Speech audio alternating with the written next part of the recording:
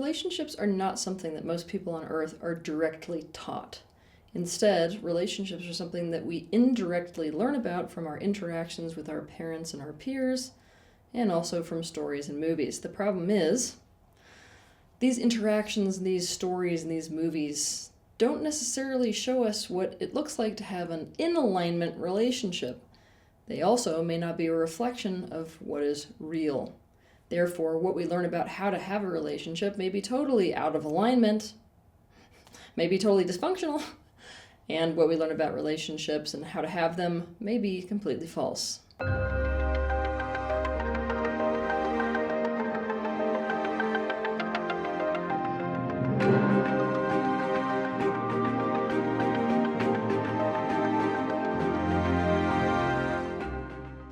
Today I want to talk to you about one of these false ideas that people have about relationships that is so rampant that when I'm working with couples, I run into this so often it is mind-blowing. And this is one of those false ideas that will lead you straight down the road to relationship hell, if not destruction. The false idea that people have is this: relationship security is something that is just there, and should just be there, the minute you commit to having a relationship. Or relationship security is something that you build, but then it is there. Once you build it up, you don't have to do it again. In America, we call this a one and done. This idea is completely false. If you navigate your relationships with this idea at the helm, then, quite frankly, your relationship is doomed for the rocks. It's pretty simple, I think, for most people at this point to understand how ridiculous it sounds for somebody to apply this same type of logic to the concept of feeling loved. For example, I think most of us understand that it's ridiculous to expect that, well, you should feel loved just because I'm in a relationship. Like the second that I get into a relationship with you, the fact that I'm in a relationship with you should make you just feel loved, right? Most of us also would understand how ridiculous it sounds for somebody to think that what they have to do up front is to show a lot of affection and love and care up until the point where somebody felt loved and then it was a one and done. Oh good, now that you feel loved, I don't have to do anything else because now you're loved and you know it. But this is the type of attitude that we're taking towards this whole concept of relationship security. Here's the reality. You know what they should have taught you in school? Is that relationship security is something that you are consistently working on every day in every interaction that occurs across the entire duration of your relationship. Every interaction, every situation, every experience, every little moment that you have in a relationship is an opportunity to either establish relationship security or, to the contrary, to destroy it. So where do we get this idea from? The answer is multifold. I'm going to be going over these reasons now. The first reason that we have this idea that relationship security is something that just is as a result of being in a relationship, whereas something that's a one and done, meaning you create security and then that's the end of it. Because of our interaction with our primary caregivers and our family of origin. If we are navigating the world with this idea about relationships, it's because chances are that your family, especially mom and dad or whoever the primary caregiver was, put little to no energy into ensuring the actual well-being of each individual member of the family. But nonetheless, a sense of closeness, belonging, confidence, certainty, happiness, and safety was still expected to exist in each member of the family. And it was still implied, because you are family. Essentially, that feeling of there being a tight-knit family is the end result of effort taken within the family to create that sensation of family and all those good feeling things that come along with it. But when there is no effort put into actually creating that prerequisite experience so as to come up with that feeling of family, and there's still an expectation to feel it because we're family, we also project this attitude onto our primary relationships and onto our friendships and onto every relationship. On top of this, what you'll notice in society today is that it's really common for people to feel as if relationship security exists because of the presence of some other feeling, as if it's just a given that spontaneously generates because of a way that they feel. For example, the feeling of being meant to be together, or the feeling of being committed, or the feeling of loving someone, or the feeling of belonging with someone. Basically, a lot of people think that if that feeling state exists, the fact that relationship security is there is just a guarantee, when in fact it's a completely separate element that needs to be developed on its own. On top of this, let's talk movies and stories, shall we? Oh, they do a really good job of indoctrinating people with the idea that relationship security is just an absolute guarantee because love makes everything happen. They also indoctrinate us with this idea that if it's meant to be, it will be without any effort on our part. The other major reason is that we see relationships that are long-term relationships between two people. Maybe it's our parents, maybe it's grandparents, maybe it's somebody else, right? And oftentimes when we're looking at these relationships, because we value longevity of relationship as a society, we see that relationship is automatically successful. I'm going to be doing a whole other video on this, by the way, because seeing longevity as a marker of success in an absolute way is really not smart. Okay, putting that aside, back to the reality. We watch these relationships where longevity is an element, meaning these people have been together across time. And because we're looking at that, we automatically assume relationship security in their dynamic, when oftentimes it doesn't exist. So if we're trying to emulate those relationships, we will absolutely fail, because guess what? The fact that they stayed together is not necessarily always an indication of relationship security. We may not realize that the relationship we're watching is not healthy, nor is it successful, nor is it secure. Instead, one or both of the people in that relationship have decided to simply develop coping mechanisms and establish dysfunctional patterns so as to cope in response to the lack of relationship security. And this gives us an inaccurate picture of how to make a relationship actually successful and actually be conducive to the well-being of both people involved. Not that this is the only coping mechanism, but I can't begin to tell you how far denial will take you when it comes to creating a facade of relationship security for yourself. For the sake of this conversation, let's define relationship security so we're all on the same page. Let's define relationship security as feeling safe, certain, and confident about each other and about the bond between you. This brings about a state of ease, relaxation, and well-being. A great deal of relationship security involves the specific needs that you have from the relationship being actually met in that relationship. A great deal of relationship security involves feeling that the other person is really there for you, not just inconsistently or unpredictably or sometimes. And a great deal of this involves feeling like you can trust the other person. Of course, the same is true about all of this for them, but about you. Trust is such a central pillar for relationship security that it is crucial that you understand it. So, it is my suggestion after you watch this video that you watch my other video that is called Trust. What is trust and how to build trust in relationships? Also, before we continue, we have to say that relationship security is an element of any relationship that you have. I mean any relationship. Whether it is with a primary partner, whether it is with somebody who you're romantically involved with, whether it is with a friend, whether it's with a colleague, whether it's with a sister, whether it's with a parent. You get my point, right? There is not a single relationship where relationship security is not an element of it. It's just what it takes to create that security varies depending on what relationship we are looking at. It's just that most people only think about relationship security within the context of their romantic partnership, which they, right now, at this current time in society, consider to be their primary attachment. When something that a person in a relationship does or does not do creates a fear, poses a threat, invites the unwanted, or creates danger for the other person, or for the relationship itself on a physical, emotional, or mental level, some degree of security is lost in that relationship. Only guess what? This is where some of you are about to get bummed. It doesn't really matter whether that perceived threat is real or imaginary. Because we will lose relationship security the second that somebody perceives with their unique individual perception that there is some kind of a threat, a danger, or they're headed towards the unwanted. So what you're dealing with is not the actuality of danger or risk or a loss of security. It's the perception of it. Also, I have to mention that when it comes to relationship security, compatibility is such a crucial element. Well, you might ask me why.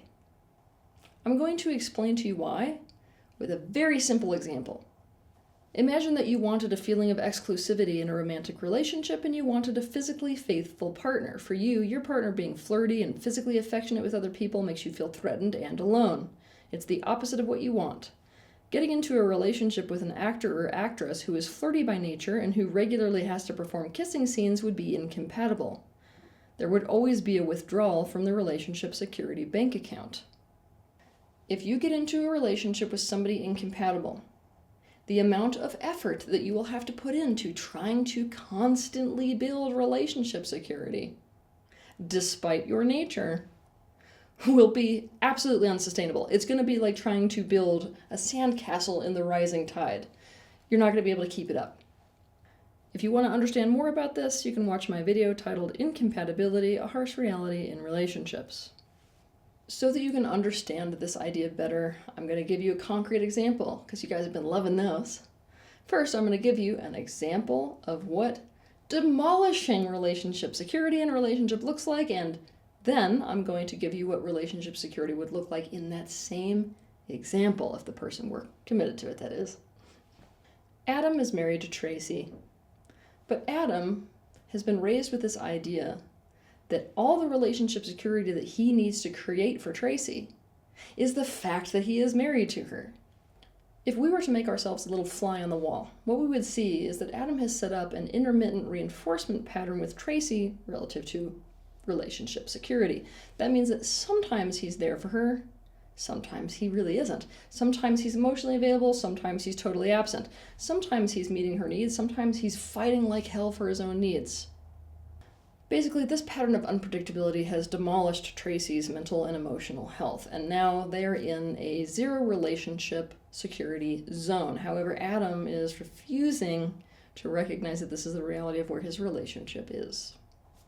Tracy and Adam are in this space where, as a result of the lack of security in their relationship cannot tolerate time apart. That space and that distance creates a red zone type of a reaction in Tracy's attachment system. So, what happens on this day? On this day, Tracy needed Adam's presence. She needed him to want to be with her and want to prioritize establishing security in the relationship. She also needed his reassurance, but Adam was more interested in tennis. Despite knowing that prioritizing flying to play in a tennis tournament for fun would upset Tracy and make their relationship worse, he decided to go anyway and make her the problem for her neediness. His version of reassuring her was to gaslight her, in fact, by telling her that their relationship is fine because he loves her, keep in mind that he's acting the opposite, and because they are married and therefore he's committed to her, keep in mind that he's making himself unavailable when she needs him most. 2 months later, Tracy initiated a divorce. The reality is that Adam did not prioritize security in his relationship with Tracy. He was primarily concerned with establishing his own autonomy and individual needs and individual happiness within the relationship. And the way he went about doing this created not only an intermittent reinforcement pattern with his wife, but also systematically destroyed the relationship security between them. If Adam had been committed to establishing relationship security, pretty much everything would have gone different. Let's take a look at how it would have gone different. First of all, if he was committed to relationship security, Tracy would not have felt as if that commitment to relationship security was entirely one-sided. She would have felt a pull instead of a push away. Why wouldn't she feel this way, you might ask? Well, because the minute that relationship security was lost in the relationship, reestablishing it would have been his priority. This means Adam would be the one taking the initiative to create it, because that's what he wants for his own life, and for her, and for his marriage. Because of this, he would establish a pattern of, I care that we both feel good, and am committed to finding a solution that feels good to us both, rather than simply fighting for his own needs against her, and rather than an intermittent reinforcement pattern.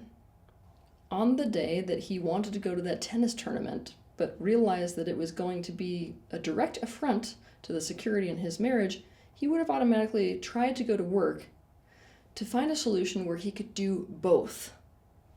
Basically, how can I make my wife feel secure and attend that tennis tournament? For example, he might have decided to ask her to come with him. Remember, this is that pull. He might have said, you know what, I really would love this to be a getaway for us both. Not only that, I really need you there. See, that's that pull. He also would establish, for the sake of relationship security, that he sees the issue.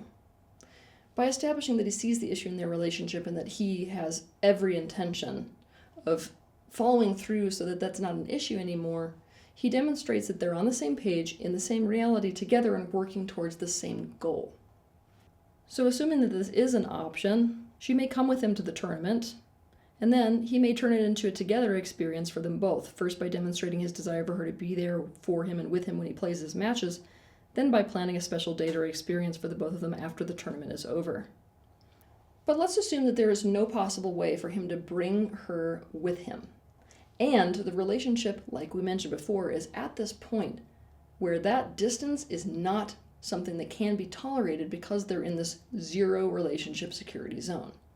Then he is in this priority checkpoint where he gets to look at what matters most to him. Does he care more about his autonomy in attending a tennis tournament, or does he care more about his relationship with Tracy? By the way, this may cause him to have to face potentially some incompatibilities between him and Tracy. This may also cause him to face potentially some incompatibilities between him and marriage. If he made a decision that his priority was establishing relationship security, he would cancel his trip and demonstrate this commitment in some way to Tracy, such as initiating conversations and time together and reassurance. Now, for those of you who are watching this video thinking, oh God, there it is, I can't have me and have a relationship too. I would feel so crappy staying back then. Okay, hold the phone. There is no resentment that occurs within the being and body of somebody who makes a decision for their priority. In other words, if he made this decision, he would do so with no resentment towards her because he would be making this decision in alignment with what his priority is. And at the moment, that would be building relationship security. Relationship security is something that you establish. It's a little bit like building up a bank account. So it's not like every day you start at ground zero with regards to relationship security. That bank account builds up as a result of demonstrating a pattern of caretaking the other person's needs. Feelings of safety, certainty, accessibility, availability, responsiveness, support, trust, and confidence, both in you and with you, as well as in the bond between you both. And the thing is, when you have built up this pattern, this big bank account, there's definitely more leeway in the relationship. But that being said, don't think you have all the leeway in the world. You cannot put all the pressure you want to on a relationship and expect it to hold.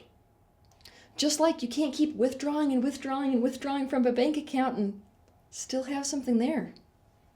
Besides, if you really love somebody, you wouldn't want them to go through the pain of you constantly withdrawing from that bank account. You'd want them to feel as secure as possible, right? You would want that bank account to be built up as much as possible. And honestly, the sky is the limit when it comes to building relationship security with someone. Relationship security is a two-way street. But the reason that I gave you that example is because I wanted you to see clearly how one individual person, maybe that's you, could make a choice for relationship security or could make a choice against relationship security. In that scenario that I gave you the example earlier, both Tracy and Adam would be doing their part to create that security with the other. Each and every moment in a relationship is an opportunity to establish or to tear down that security. Each time you notice an insecurity or the other person expresses it, it is an opportunity to problem solve so as to caretake their vulnerability, therefore add to the security of the relationship, or to bulldoze that insecurity and vulnerability, therefore diminish the security of the relationship. Each conversation is an opportunity to either demonstrate workability, therefore increase the security in the relationship, or demonstrate unworkability, therefore diminish the security of the relationship. Each act you take is an opportunity to either demonstrate that you are committed to a win-win scenario, therefore increase the security in the relationship, or that you are perfectly willing to play zero-sum games against the other person's best interests, therefore diminish the security of the relationship. Each moment with the other person is an opportunity to understand them better, therefore know better how to create security in the relationship, or to stay in a narcissistic bubble where you're only concerned with your own truth and your own needs, therefore stay in the dark relative to what would create security in your relationship with the other person. If you don't want to put in the work that it takes to establish security in your relationships, then it's not actually relationships that you're wanting. You're wanting to use relationships for something else that you're wanting. Because establishing, reinforcing, and building security in a relationship is something that you do every single day in every little interaction that you have with this person, even when you're not around them. So basically, what that means is relationship security is something that in each moment you are either creating or you are in the act of destroying. Have a good week. If you liked this video, be sure to hit the like button, subscribe to my channel, and consider sharing this video with your friends. You can also click on the bell icon to be notified of the next time that I post a video.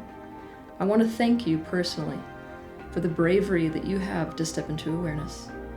I'll see you in the next video.